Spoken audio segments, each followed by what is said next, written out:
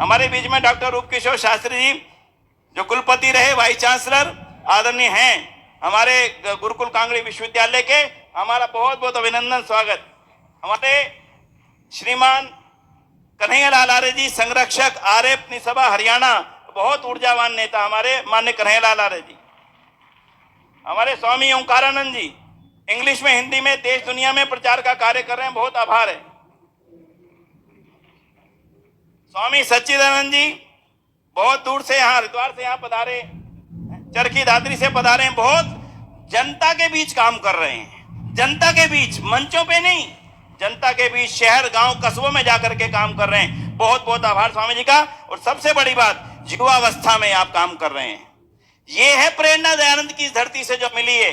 मैं नीचे आगे चलूंगा। स्वामी देवव्रत सरस्वती जी किन शब्दों से स्वागत करें, नहीं है, सारा जीवन आर्यविदल की भट्टी में तपा दिया, सारा जीवन नौजवानों को तैयार करने में लगा दिया, और आज भी 80 वर्ष की अवस्था में, 80 इयर्स की एज में सुबह और शाम व्यायाम करना और हजारों नौजवानों को तैयार करने का जो गुरुतर कार्य वो कर रहे हैं, मैं बहुत बहुत आभार करता हूं। वो भी आगे चाहते हैं कि नौजवान आए, आगे इन कार्यों को संभालें, और मुझे पूरा विश्वास है कि उनके नेतृत्व में और नौजवान आकर के इन जिम्मेदारियों को संभालेंगे। मैं बहुत स्वागत करता हूं उनका।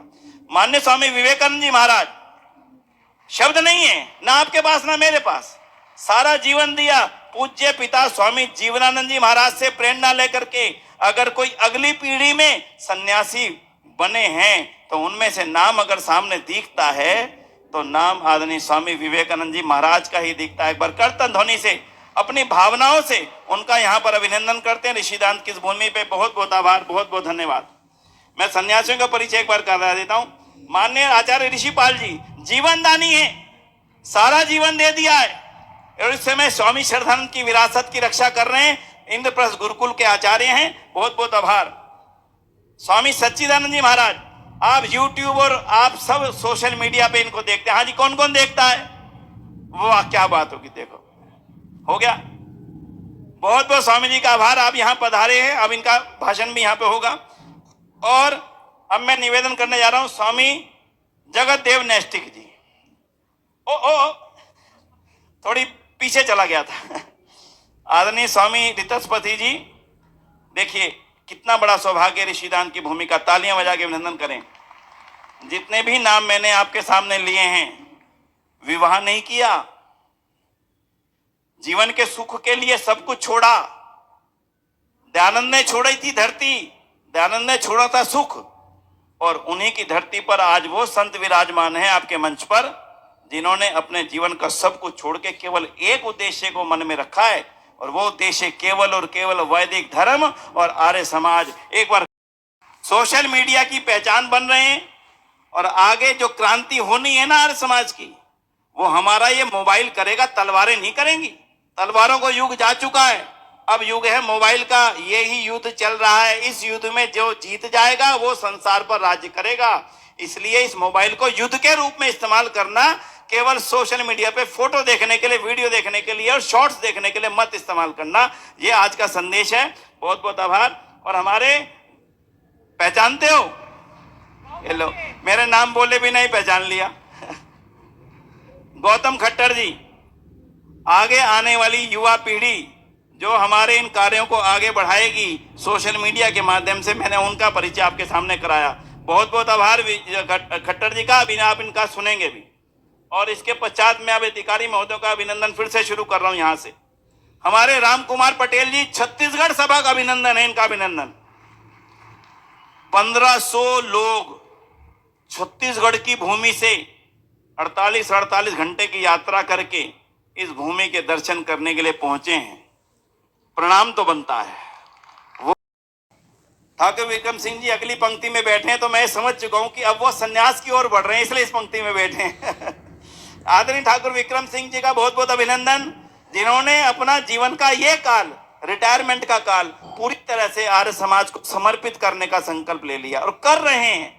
और सबसे बड़ी बात, आचार्य के रूप में जीवन शुरू किया, धनपति बने, और अब दानपति बनकर के सारे आर्य समाज को पोषण देने का कार्य कर रहे हैं। मैं बहुत बहुत आभार करता हूं आदरणीय हमारे ठाकुर विक्रम सिंह जी का, जो हृदय की गहराइयों से आर्य समाज के कार्यों को लगातार आगे बढ़ाते हैं, तन मन और धन तीनों की सेवा के साथ में बहुत बहुत आभार।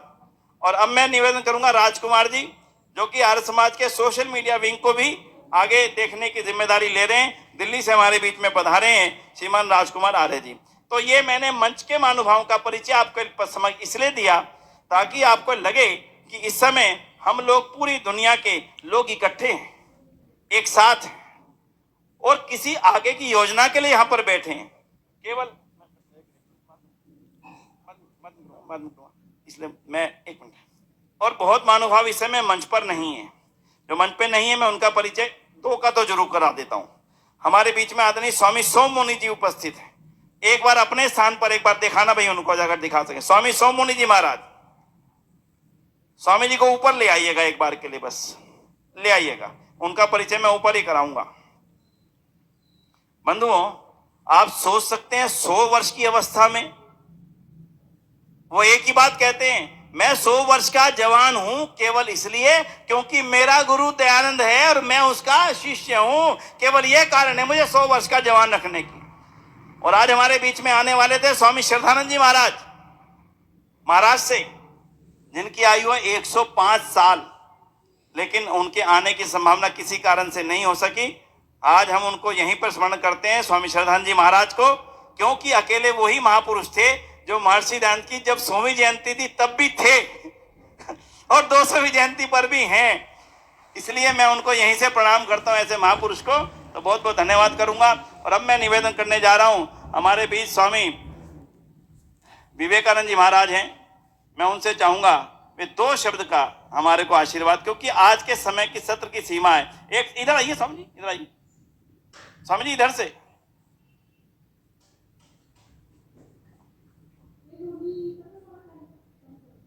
कहाँ है?